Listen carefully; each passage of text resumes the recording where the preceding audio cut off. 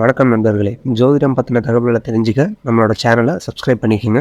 கடகராசி அன்பர்களே, இந்த மாதம் பல்வேறு நன்மைகள் உண்டாகும்.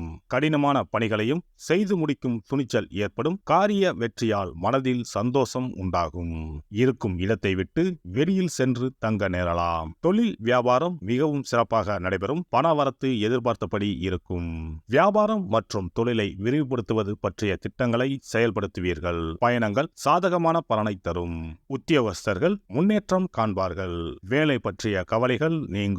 நிர்வாகத்தின் முழு ஆதரவு உங்களுக்கு இருக்கும்.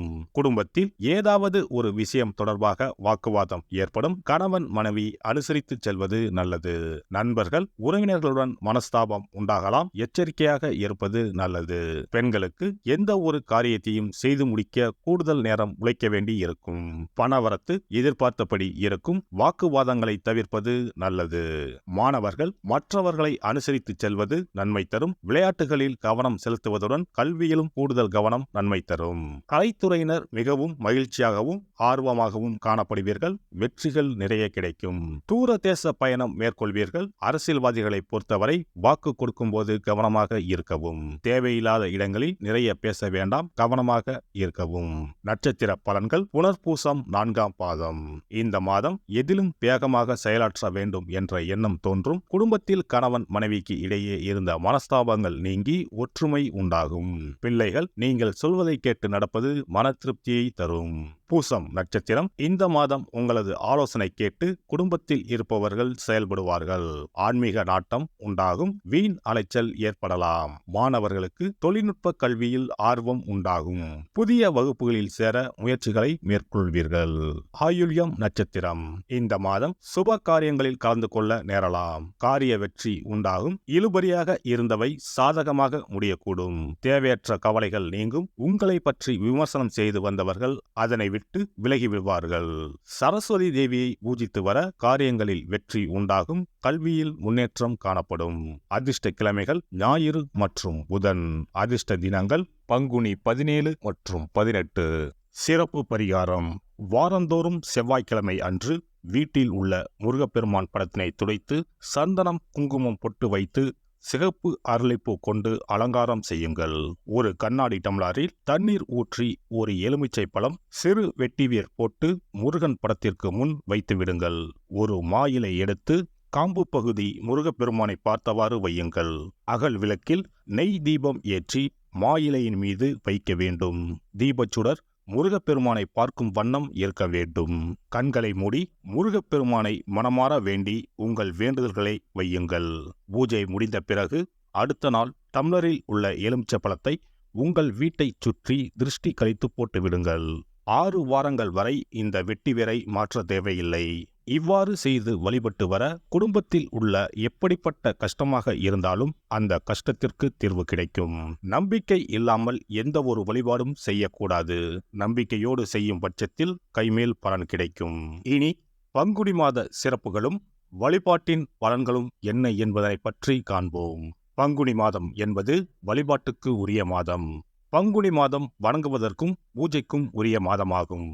ஒவ்வொரு மாதத்திலும் ஒவ்வொரு நட்சத்திரத்திற்கு முக்கியத்துவம் கொடுத்து விழாக்கள் நடத்துவது வழக்கம்.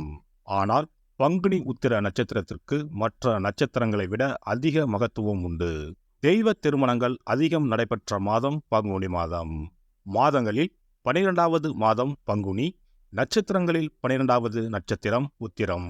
12வது மாதமான பங்குனியும் 12வது நட்சத்திரமான உத்திரமும் இணையும் புனித நாள் பங்குனி உத்திரம் என்று கொண்டாடப்படுகிறது. எனவே பங்குனி மாத உத்திரத்தின் சிறப்புகள் அதிகம். பங்குனி உத்திர நாளில் அனைத்து ஆலயங்களிலும் சிறப்பு வழிபாடுகள் நடைபெறும். கிராம கோவில்களில் அக்னி சட்டி ஏந்துதல் பூஜைகள் விமர்சையாக நடைபெறும். எண்ணற்ற ஆலயங்களில் சுவாமி அம்பாள் திருக்கல்யாணம் நடைபெறும். சிலருக்கு கைகூடாமல் திருமணம் தள்ளி போனால் பங்குனி உத்திர நாளில் விரதம் இருந்து இறைவனை வழிபட்டால் வெகு சீக்கிரம் திருமணம் கைகூடும் என்பது ஐதீகம்.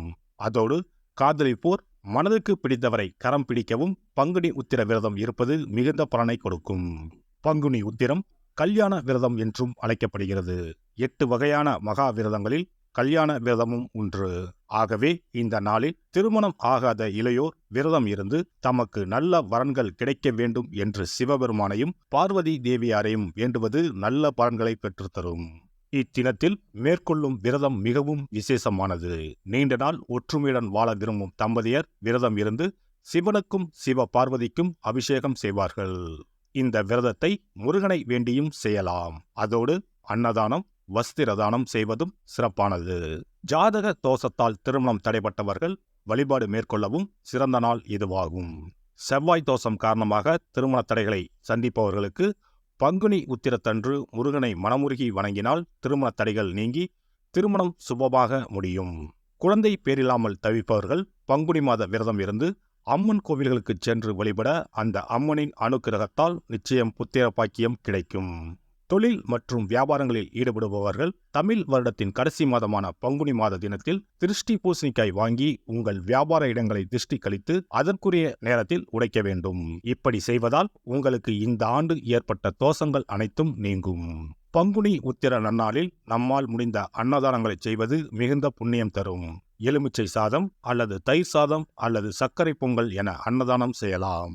அதேபோல் நம்மால் முடிந்த அளவுக்கு மஞ்சள், சரடு, குங்குமம், கண்ணாடி என மங்கள பொருட்களை பெண்களுக்கு வழங்குவது விசேஷ பலன்களை கொடுக்கும்.